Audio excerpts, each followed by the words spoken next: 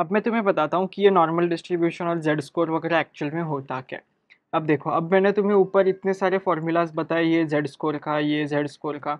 जब तुम्हें दिए हुए डेटा से इस जेड स्कोर में तुम डालोगे ना, तो तुम्हें ऐसा कुछ तो एक वैल्यू मिलेगा। ठीक है, फॉर एग्जाम्पल मान के चलो, यहाँ पर ऐसे लाइन मारता हूँ कि ये तुम्हारा एक एग्जाम्पल, जब तुम सॉल्व करोगे तब तुम्हें ऐसा कुछ वैल्यू मिला। अब इसे क्या करना होता है, अब इसे हमें नॉर्मल डिस्ट्रीब्यूशन में प्लॉट करना होता है। जैसे अभी यहाँ पर मैं एक नॉर्मल डिस्ट्रीब्यूशन बना देता हूँ, ये रहा अपना नॉर्मल डिस्ट्रीब्यूशन। यहाँ पर म्यू डिफरेंस या फिर जो भी तुम्हारा आएगा, फिलहाल के लिए मैं यहाँ पर 0 लिख देता हूँ। अब ये जो तुम्हारा जेड स्कोर वैल्यू जो भी आएगा ना, वो तुम्हें यहाँ पर प्लॉट करना होता है। ये क्या होता है, ये नंबर लाइन है। ये -1 -2 यहाँ पर, ये 1 ये 2 पॉजिटिव साइड्स यहाँ पर, जो तुम्हारा रेगुलर रहता है वही है। इससे पहले तुम डायरेक्टली ये वैल्यू यहाँ पर प्लॉट करना स्टार्ट कर दो। तुम्हारे क्वेश्चंस में 3 ही कॉन्सेप्ट्स होते हैं। या तो तुम्हें पूछा जाएगा more than, show that more than, show that less than, या फिर बिटवीन, बिटवीन टू नंबर्स, ऐसे कुछ तो दिया जाएगा। ये 3 ही कॉन्सेप्ट्स हैं।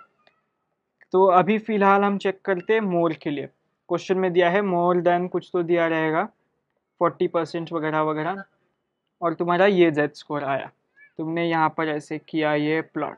मोर मतलब इस नंबर से बड़ा, ऐसे अज्यूम करते हैं, तो इस नंबर से बड़ा ये साइड।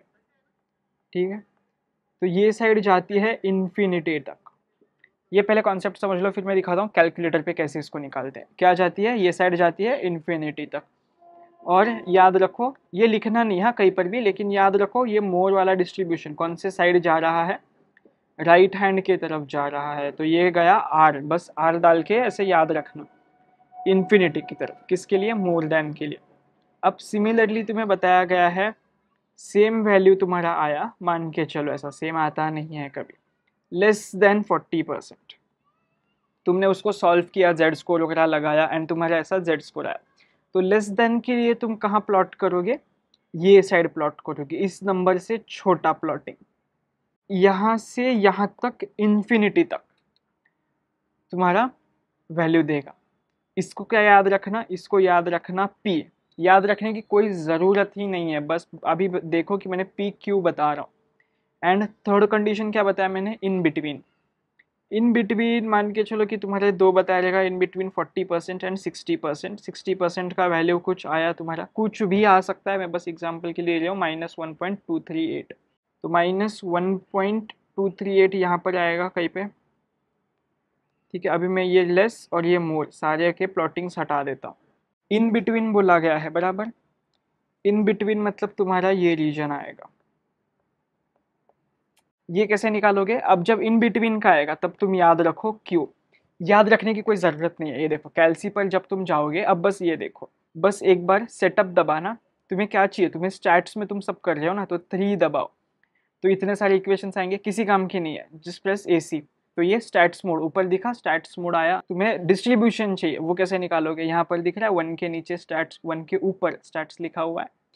शिफ्ट दबाओ, 1 के ऊपर दिखाओ, क्या आ रहा है, इतना सब आया। कहाँ पर है, डिस्ट्रीब्यूशन चाहिए ना, +5। देखा, P, Q and R, T जाने दो, T किसी काम का नहीं है। अगर तुम्हारा डिस्ट्रीब्यूशन राइट हैंड की तरफ जा रहा है इन्फिनिटी तक, तो तुम यूज़ करोगे R। और R के अंदर तुम Z स्कोर का वैल्यू डालोगे। जैसे इस केस में 0.2342 इक्वल किया, ये आया। ये क्या आता है पता है, ये आता है प्रोबेबिलिटी। अब सिमिलरली अगर तुम्हारा डिस्ट्रीब्यूशन लेफ्ट हैंड की तरफ जा रहा है इन्फिनिटी तक, तब तुम यूज़ करोगे P। 0.2342 क्या आया, 0.59 वगैरह आया। ये P और Q ने तुम्हें क्या दिया पता है, P और Q ने तुम्हें डिस्ट्रीब्यूशन दिया लेफ्ट हैंड की तरफ, या इसने दिया राइट हैंड की तरफ इन्फिनिटी तक। Q तुम्हें देगा लिमिटेड, ये इन्फिनिटी तक जा रहे हैं दोनों। Q तुम्हें इन्फिनिटी तक नहीं देगा, Q तुम्हें देगा 0 तक। समझ गए, बस इस कॉन्सेप्ट को अभी याद रखना। मैं यहाँ पर फिर से एक नए पेज पर मैं Q के लिए बनाता हूँ, -1.238, ये है 0.2342, ये बीच में 0। ठीक है, ये बीच की लाइन, यहाँ से यहाँ तक का डिस्ट्रीब्यूशन का जो प्रोबेबिलिटी है, वो तुम्हारे ये Q ने दिया, इसके Q ने दिया। वो क्या है, क्या दिख रहा है कैलसी पे, 0.3921। अभी सेम को एडिट करो